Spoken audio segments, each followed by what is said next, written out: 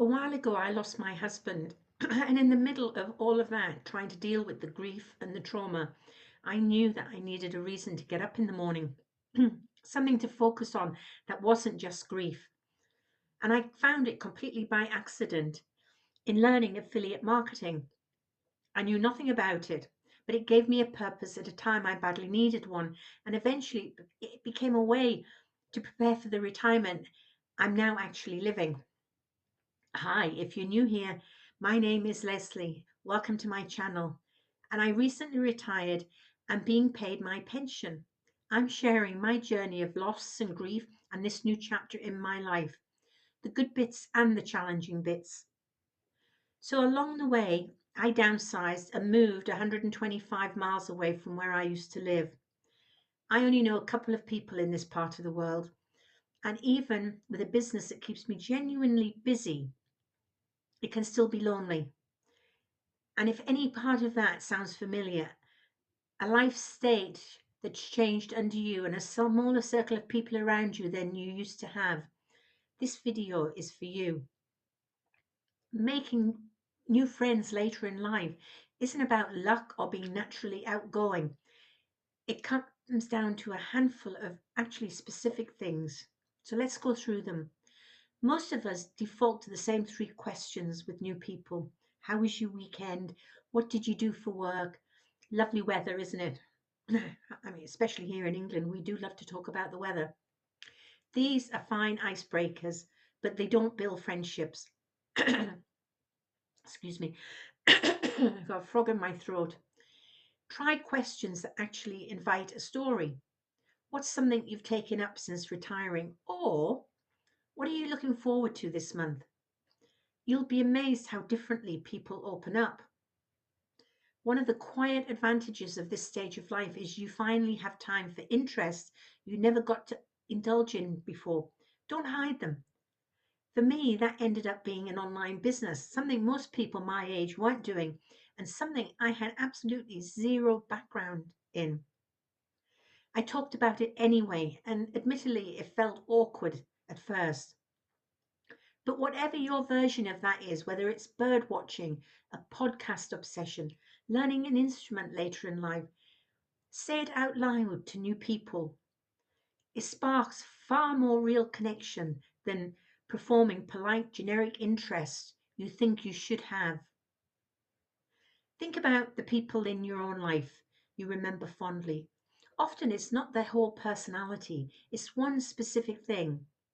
For me, that online business became exactly that. It gave me something to talk about, something that was actually mine, at a time when a lot of my old identity had changed. So pick something small and sustainable that you can consistently bring to a group, a hobby group, a volunteering circle, your street, your neighbors. It becomes part of how people know and value you. You need to say yes to things that feel a little bit uncomfortable at first. And I know that's difficult because I struggle with it. I certainly did, and I still do. And new social circles rarely form from staying home and waiting to be invited somewhere. And I know that firsthand. Moving 125 miles away meant starting almost from scratch with only a couple of friends in this part of the world. Local groups, walking groups, volunteering, community classes. The first time is always a bit awkward, but I think that's normal. Friendships later in life are built the same way they were at any other point, repeated low pressure contact with the same people over time. And I'm still working on this myself. If I'm honest, it doesn't fully resolve overnight, it takes time. And another route is to admit what you don't know. It's an easy way in. You don't need to arrive at a new group as an expert. I certainly didn't arrive at affiliate marketing knowing anything, and admitting that again and again was actually what let people help me. And the same applies socially. Asking someone to teach you something, how the card game works, how the local bus routes run, gives people a reason to warm to you and gives you a natural reason to see them again. Now, not every group or person you meet will become a close friend, and that's not what I'm suggesting. And that's fine because you can't be liked by all the people all the time. And the goal isn't to be liked by every single person in every group you try. It's to find your handful of actual people, your tribe. Trying too hard to be universally liked usually means staying too surface level to make real friends out of anyone. And I won't pretend it's all fixed for me. I'm now officially retired. I have my state pension coming in, which genuinely helps. My second payment came in today, and my business keeps my days full. But I still notice those quiet times, especially having moved away from most of the people I knew. But what's changed is that I stopped waiting for it to resolve itself and I started doing the small things in this video on purpose, one at a time. And if you're in a similar spot, a new stage of life, a smaller circle than you used to have, I'd love to hear where you are in your comments.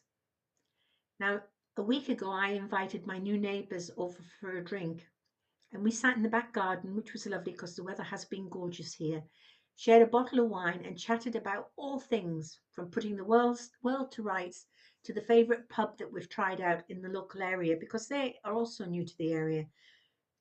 But the other thing that came out of it, the lady very kindly invited me to join her first week in August at the local WI meeting. So, of course, I've never been to, well, I have been to a WI meeting a long, long time ago. I think I was the youngest person there. They had an author called Colin Dexter come and talk about his life and how he wrote the books that he wrote about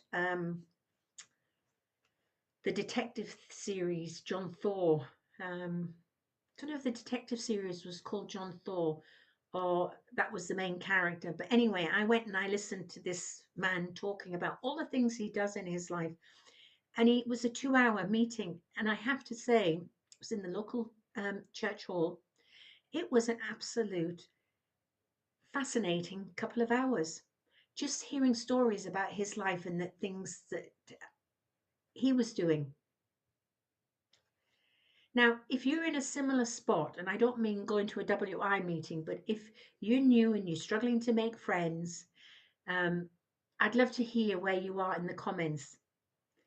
And if this was helpful, subscribe. I'll be sharing more of this journey as I go. And if you want to know more details about what I'm doing with affiliate marketing, drop affiliate in the comments and I will share the program that I'm using. What's really great about this program is currently they are paying you commissions to actually learn, to go through the learning program and to do all things affiliate with them. So whether it's for you or it's not, you at least get to step in the door for the price of a cup of coffee. In fact, that's not true. It's actually free to join right now. If you wanted to join and get a product and a link, it will cost you the price of a cup of coffee. But you can join for free and see what it's like and whether it's the kind of thing that you could see yourself doing.